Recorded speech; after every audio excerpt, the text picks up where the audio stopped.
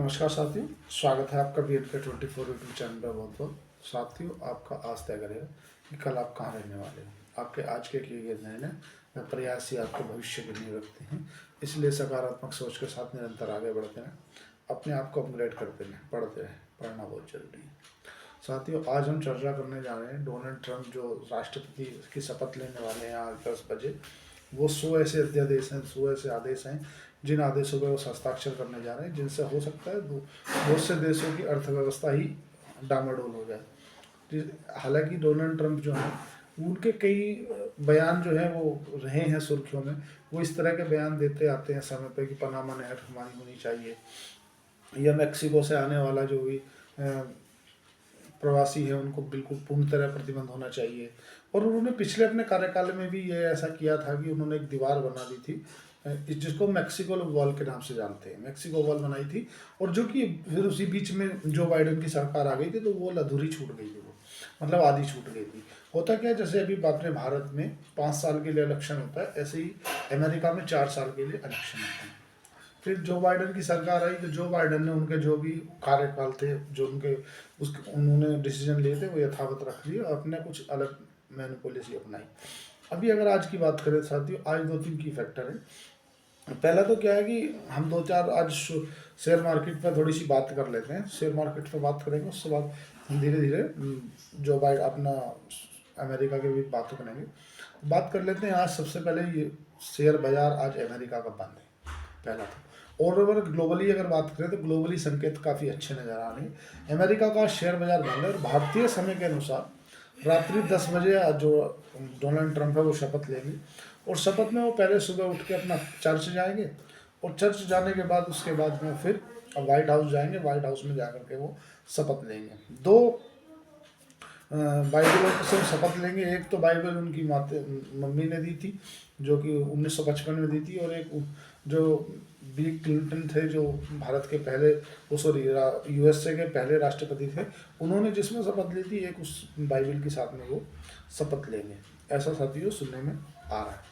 अगर all over हम बात करने की किन किन चीज़ों पे इफेक्ट पड़ सकता है, तो सबसे पहली बात क्या है कि 5-6 नज़र चीज़ों को अगर देखा जाए तो जिन्हों तो हाल ही नज़र पड़ेगा और ज़्यादा पड़ेगा। पहले तो क्या है कि जो मैक्सिको वॉल है जहाँ से प्रवासी लोग आते हैं उसको पूर्ण तरह से रोक लगा दी जाएगी, चाहे उसे उनके लिए उसमें आर्मी का ही इन्वॉल्वमेंट क्यों ना करना पड़े। आर्मी को भी इन्वॉल्व कर देंगे, वो पहली बात तो जहाँ तक नज़र आ रही है। दूसरा, जो ऑयल और खनिज से रिलेटेड कंपनियां हैं उनको काफ़ी अच्छी खबर मिलेगी, क्योंकि जो ऑयल गैस वगैरह नेचुरल गैस जो जिन चीज़ों पर प्रतिबंध लगा के रखा था जो बाइडेन ने, उनको ये रिलीज कर देंगे। पहली बात तो किन चीज़ों को ये नहीं मानते। सोलर से रिलेटेड कंपनियां हैं उनको ये कई बार बोल चुके हैं यार नहीं, मैं सोलर वोलर पर इतना नहीं मानता हूँ, और मैं तो इन सब चीज़ों को ज़्यादा ही वो करूँगा कि यार मतलब ऑयल गैस और पेट्रोल खनिज वगैरह से ज़्यादा चले, रिन्यूएबल सोलर पैनल इस टाइप को वो ज़्यादा बढ़ावा नहीं देते, तो इनके लिए नेगेटिव खबर है। अब लेकिन इनकी दो तरफा हाल बात चाइना के साथ भी हुई है। चाइना का अधिकतर जो व्यापार है तुम्हारा केमिकल और मेडिसिन वगैरह सा है जो अमेरिका को सप्लाई होता है, तो कहीं ना कहीं वो एक तरफ तो बोलते हैं ग्रेट अमेरिका दैट अमेरिका की बात करते हैं, उसका उनका सीधा इफेक्ट ये है कि मैं अमेरिका में ही ज़्यादातर जो प्रोडक्ट अमेरिका में बने हैं उन्हीं को यूज़ कराऊंगा। जैसे भारत में make in India Modi ji बोलते हैं, उसी तरह से ये उस चीज़ को बोलते हैं। साथियों एक तो वो चीज़ हो गई। दूसरा, आज अगर हम बात करें तो जो जिन चीज़ों पर सबसे ज़्यादा इफेक्ट पड़ेगा वो पड़ेगा दूसरे देशों की ग्लोबल करेंसी में, क्योंकि आज जो बाइडेन ने अंतिम दिन है उनके कार्यकाल का, आज वो जो शपथ ले लेंगे, हमारे यहाँ 19 है, उनके यहाँ 20 है। आज बाइडेन के जाने से और डोनाल्ड ट्रंप के आने से आज डोनाल्ड ट्रंप ने अपनी खुद की करेंसी मतलब एक क्रिप्टो करेंसी लॉन्च कर दी है। जैसे एक डोजी कॉइन था, किसका था वो डोजी कॉइन, उनका था तुम्हारा एलोन मस्क का। लेकिन अब वो डोजी करेंसी से पहले ही एलोन मस्क को तो देखते ही रह गए, उन्होंने अपनी खुद की करेंसी लॉन्च कर दी, तो इन चीज़ों का भी इफेक्ट मिलेगा। लेकिन ज़्यादातर जो चर्चाएं हैं वो है टैरिफ की। अगर टैरिफ बढ़ जाएगा ना, तो हालांकि ये 4-6 दिन अभी देशों के अंदर स्थिति थोड़ी सामान्य नहीं रहेगी, क्योंकि वो क्या डिसीजन लेते हैं, फाइनेंशियल डिसीजन क्या रहता है उनका, वो सब चीज़ें इफेक्ट करेगी। या देखते हैं। और कल कल वहाँ पे आज रात में शेयर बाजार बंद है और ग्लोबली तो सही संकेत नज़र आ रहे हैं। पता चलेगा कल क्या रहता है। कल जब वो अपने जो भी उनको आदेश जारी करने हैं वो कर देंगे, उसके बाद में पता चलेगा कि उनका क्या निकल के आया है, और उसी के बाद से ही डिसाइड होगा कि बाजार किस तरफ जाने वाले हैं।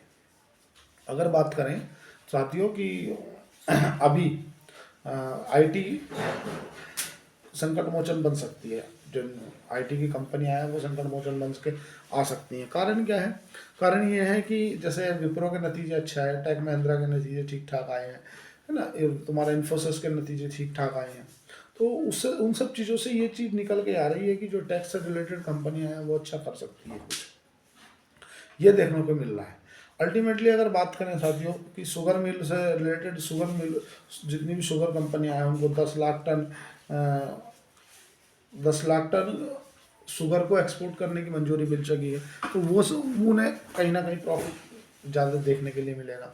और 1 लाख करोड़ से भी ज़्यादा अगर मैं बात करूँ साथियों, 1 लाख करोड़ से भी अधिक की एजीआर जो बकाया थी उसको कहीं ना कहीं जो टेलीकॉम मिनिस्ट्री है उसने छूट दे दी है कि यार ठीक है आप इस पैसे को किस्तों में दे दो, है ना। इसे आप एक, अब ये एजीआर क्या है साथियों? टेलीकॉम मिनिस्ट्री का कुछ जो टेलीकॉम प्रोवाइडर है जैसे एयरटेल है या तुम्हारा वोडाफोन आइडिया है, इस तरह की कंपनियों पे एजीआर बकाया था। उस अभी आज आपने देखा होगा वोडाफोन आइडिया का शेयर रॉकेट हो गया।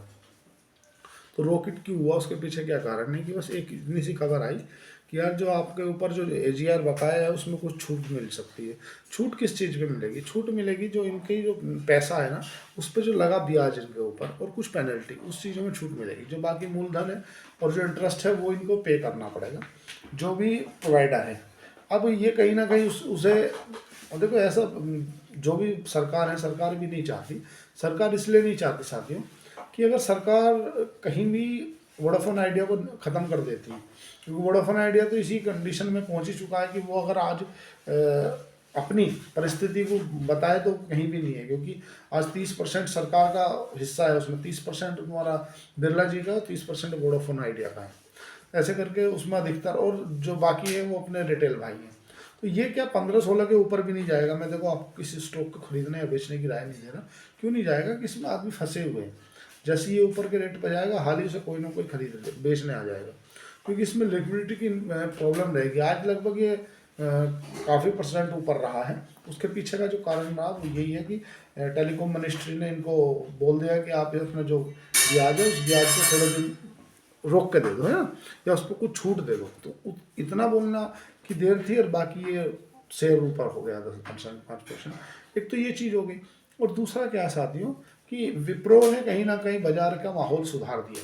जब विप्रो के नतीजे आए, विप्रो के नतीजे काफ़ी अनुमान से बेहतर आए, और उसने कहीं ना कहीं उसको पूरे ऑल ओवर बाजार में आईटी की रनअप का एक खिताब अगर दिया जाए तो विप्रो को दिया जाएगा। विप्रो का नतीजे अच्छे आए। आईसीआईसीआई लोमार्ट के नतीजे अनुमान से बहुत बेहतर रहे, और जैसे जनरल इंश्योरेंस कंपनियां कर रही हैं तो इसमें आईसीआईसीआई लोमार्ट ने बहुत बेहतर किया। अगर आप आज का एक्सीडेंट माना जाए साथियों तो आज का एक्सीडेंट है तुम्हारा आरबीएल बैंक। आरबीएल बैंक के जो एनपी हैं वो काफ़ी बढ़ के आए हैं, नॉन परफॉर्मेंस एसेट, और इनके जो खराब लोन हैं वो बढ़ गए हैं, और इनका जो मार्जिन है वो घट गया। कई चीज़ों पे आरबीएल बैंक को नेगेटिव माना जाएगा। आज कोटक महिंद्रा बैंक के भी नतीजे आए, लेकिन कोटक महिंद्रा बैंक के फिर भी उनसे अच्छे आए। मतलब अगर कोटक महिंद्रा बैंक और आरबीएल को दोनों को एक दूसरे में कंसिडर किया जाए तो काफ़ी अच्छा कोटक महिंद्रा बैंक के नतीजे। आरबीएल के काफ़ी खराब नतीजे रहे। और आज अगर दाउस में बात करें साथियों, दाउस में 5 दिवसीय बैठक है जो कि फाइनेंस से रिलेटेड कुछ मुद्दों पे बैठक होगी, जिसमें भारत के भी 3 मुख्यमंत्री और 7 केंद्रीय मंत्री जो गए हैं। मतलब 100 लोगों का दल है जो वहाँ पे दाउस में गया हुआ है, जो वहाँ के फाइनेंशियल एक्टिविटीज़ पे क्या क्या हो सकता है, अपने भारत को क्या क्या चीज़ें मिल सकती है, उन सब चीज़ों पर नज़र रखेंगे। तो अभी जो वर्तमान में जो Q4 3 के नतीजे आ रहे हैं ना, वो पिछले क्वार्टरों से तो भी ठीक आ रहे हैं। अगर शेयर बाजार की अगर हम बॉटम की बात करें तो ये तो कहना थोड़ा जल्दबाजी होगी कि बॉटम बन चुका है, क्योंकि अभी जब तक बुधवार को रिएक्शन नहीं आ जाता है शेयर बाजार का तब तक कुछ भी कहना बेहतर नहीं रहेगा कि एक्चुअल में क्या है।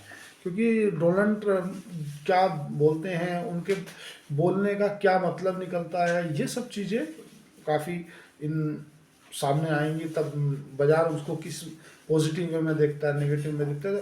देखो, अगर आप टैरिफ की बात करो तो टैरिफ से दोनों लोगों को नुकसान होगा। अगर अमेरिका बोलता है मैं टैरिफ लगा दूंगा, तो देखो जो भी प्रोडक्ट है वो रातों रात तो पैदा होगा नहीं, उसको समय लगेगा बनने में, तो वहाँ भी महंगाई बढ़ जाएगी। दूसरा, जिन लोगों पे आप टैरिफ लगाओगे, कोई वस्तु अगर भारत में 100 रुपये की मिल रही है, आपने 20% का उस पर टैरिफ लगा दिया, तो वो ऑटोमेटिक वस्तु की मूल्य जो है 120 रुपया हो जाएगा, वस्तु का मूल्य 120 रुपये हो जाएगा, तो 20% जो है महंगाई बढ़ जाएगी, इन्फ्लेशन बढ़ जाएगा, आप उस प्रोडक्ट को उतना ही बना पाओगे नहीं, तो एक समस्या ये है।